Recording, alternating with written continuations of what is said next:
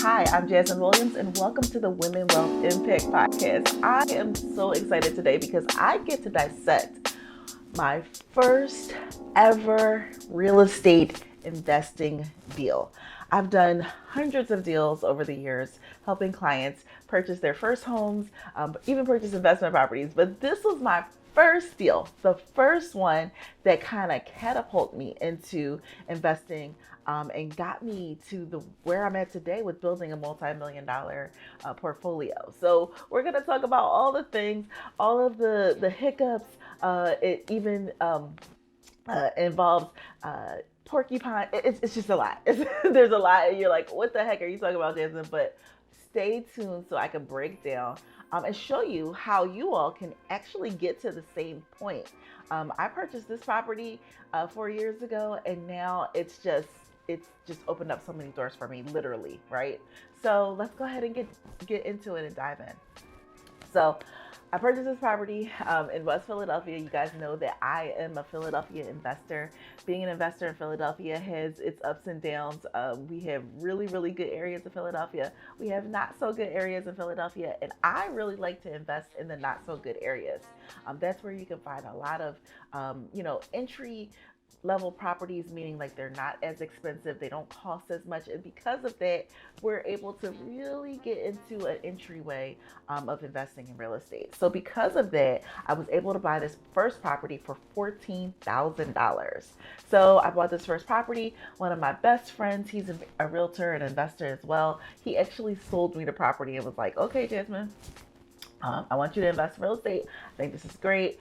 It was a 2-bedroom located in West Philly, and it had a lot of issues, right? So the first thing that I noticed as being a woman walking into the property was, hey, there's no sink in the bathroom. There's nothing in the bathroom besides for a tub and a toilet, and there was absolutely nowhere for people to wash their hands. I'm like, okay, this is a lot, right?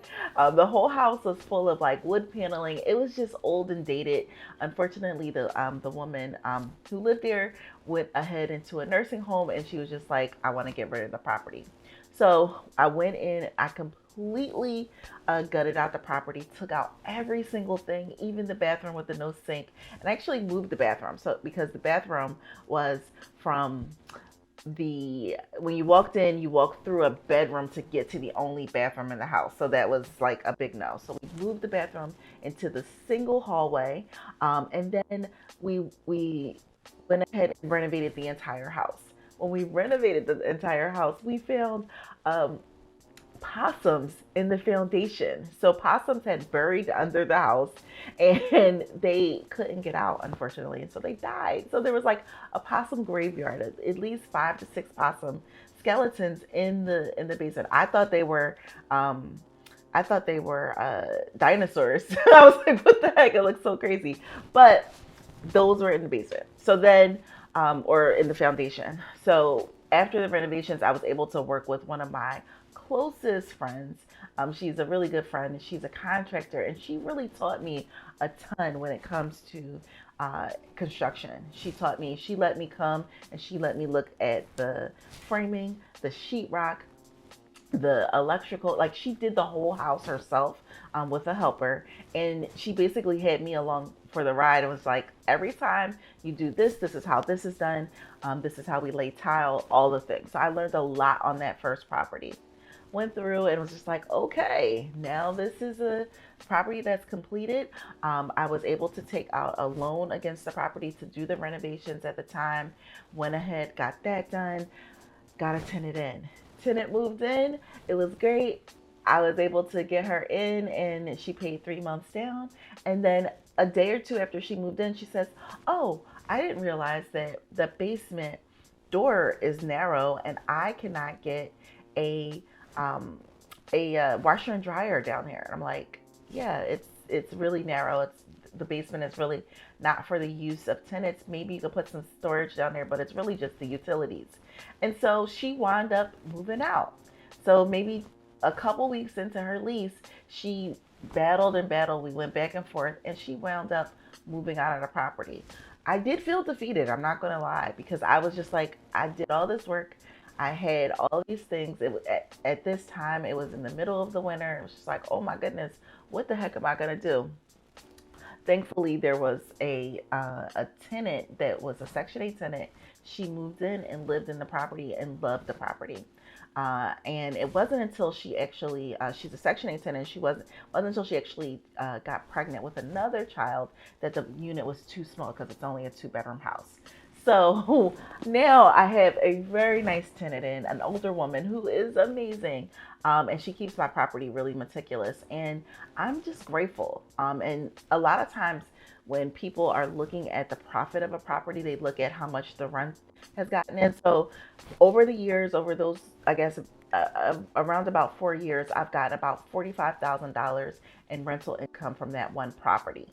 However, after paying taxes, insurances, and even some mortgage payments, I've netted about $25,000 profit, which is great, right? Still a great day. I do really well. That cash flows really well on the property. But the real profit is not there, right? The real profit is that I was able to take out equity. So that same $14,000 property that I bought 4 years ago is now worth over $147,000, right? I did what we call forced appreciation into the property. Because I improved the property, I made it better, I got tenants in there, I got it going, I did all the things. I was able to increase the value and equity in the property just by doing those things. And I put in the property, that loan that I had was about 35.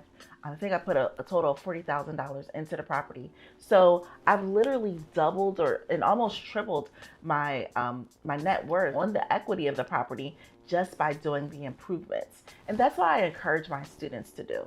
I'm always encouraging my students, yes, it's great to buy turnkey, but putting some sweat equity into a property is really going to get you to the profits that you need. I was able to leverage the equity in this property to be able to buy even more properties. So I bought another small property in that neighborhood that I'm now just taking over. Then I was able to, this property also funded the down payment for the flip project that we're working with in South Philadelphia. Just imagine if I didn't have that, I would have had to come out of pocket for all of the future endeavors, but I was able to pull the equity out and not have to come out of pocket at all. When you're thinking about investing in real estate, you want to think about that first one.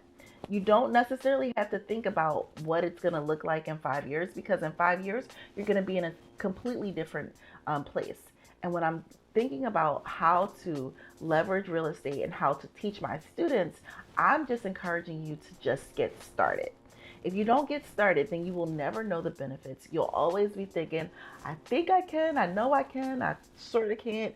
There's all the things, right? And we let those doubts set in.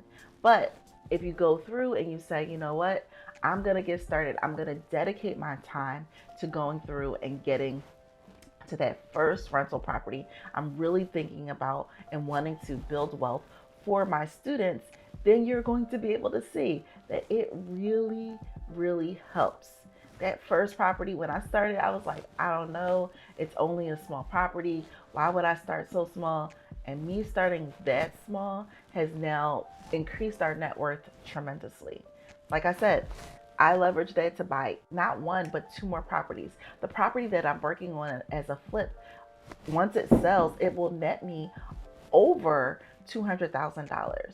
So now this property it's just like a snowball effect. It's one of those things that just has you keep rolling and keep rolling and keep rolling. And you're just like, I can't believe that I am able to get to the next step just by taking the first one. So I have so many more stories about investing. Investing in real estate is one of the things that you are always going to be into this like forever story thing. You're forever going to be on, I don't know if this is the thing, but that roller coaster ride is going to bring you wealth at the end. And that's really all that I want for women.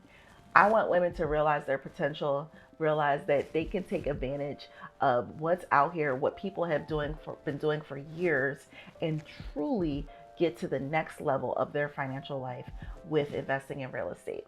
So I really appreciate you all signing in and joining me today. We have so many more things coming in the new year, so please stay tuned.